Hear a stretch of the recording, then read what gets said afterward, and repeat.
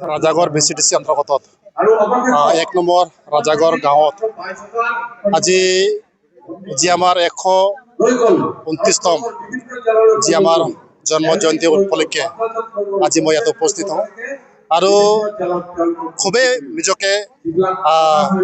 গৌৰৱ অনুভৱ কৰিছোঁ কাৰণ আজি আমাৰ এই অঞ্চলৰ মানে সহযোগত বা তেখেতৰ কষ্টৰ ফলত আজি আমাৰ দেশৰ স্বাধীনতা মানে আমাৰ স্বাধীনতা সুভাষ চন্দ্ৰ বসুৰ যি আমাৰ প্ৰতিমূৰ্তি আজি ইয়াতে স্থাপন কৰে আজি আৰু এই সভাত উপস্থিত থাকি খুবেই ভাল লাগিছে আৰু ইমান সুন্দৰকৈ তেখেতসকলে এই প্ৰগ্ৰামখন অৰ্গেনাইজ কৰিলে তো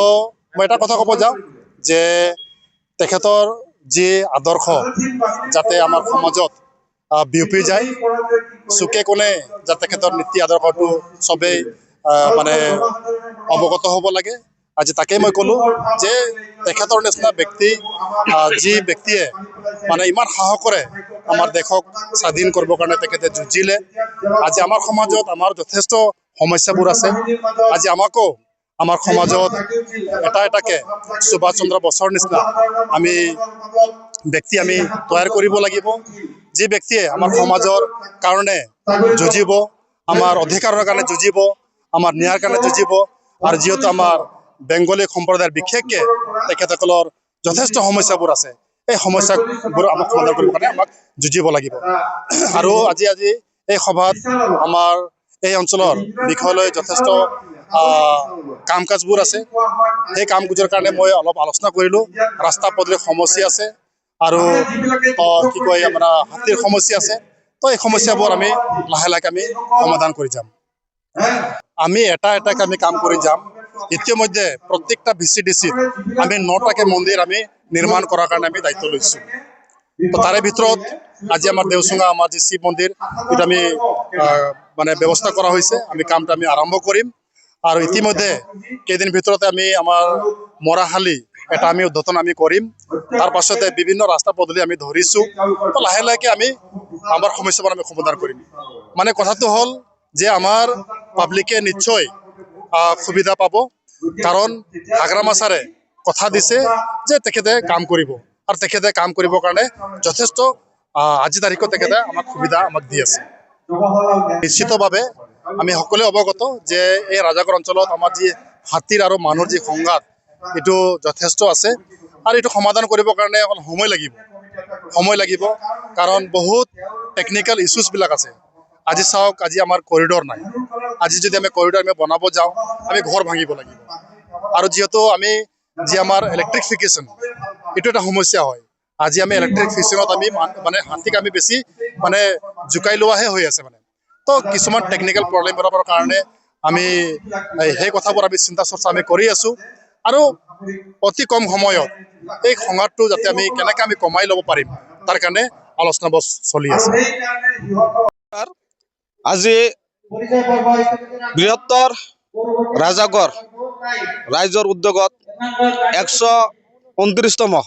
বিশ্ব বৰেণ্য নেতা নেতাজী সুভাষ চন্দ্ৰ বসু জন্ম জয়ন্তী পালন কৰা হৈছে ৰাজাগড়ত এই ৰাজাগড়ত RC কমিটিৰ সভাপতি আছিল সুৰেন মণ্ডল আৰু সম্পাদক আছিল পৰেশ সৰকাৰ মহাশয় তেওঁলোকৰ নেতৃত্বত একদম খুব ধুনীয়াকৈ আমাৰ ৰাজাগড়ত নেতাজী সুভাষ চন্দ্ৰ বসুৰ জন্ম জয়ন্তী পালন কৰা হৈছে তাত আমাৰ সবচেয়ে ভাল লগা বিষয়টো হৈছে তাতে আমাৰ এই বছৰ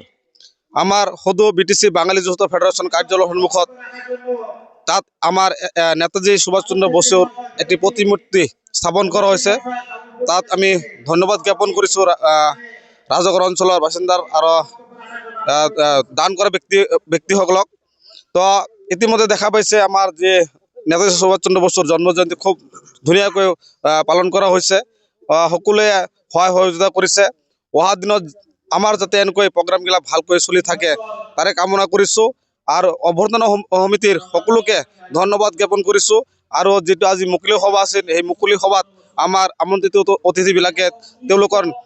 বক্তব্য দাঙি ধৰিছে সেই বক্তব্যৰ মাধ্যমত নেতাজী সুভাষ চন্দ্ৰ বসুৰ যেটো জীৱন কথা কি ভালকৈ তেওঁলোকে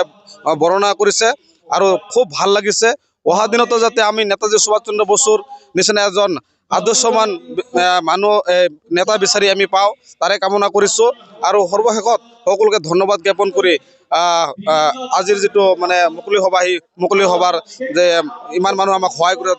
সেইবাবে সকলোকে ধন্যবাদ জ্ঞাপন কৰিছোঁ। ধন্যবাদ। আমাৰ ৰাজাগড় নালাপাৰা এই অঞ্চলটো একদম পিছপৰা অঞ্চল। আমি চৰকাৰৰ আহ্বান জনাম যাতে আমাৰ এই অঞ্চলত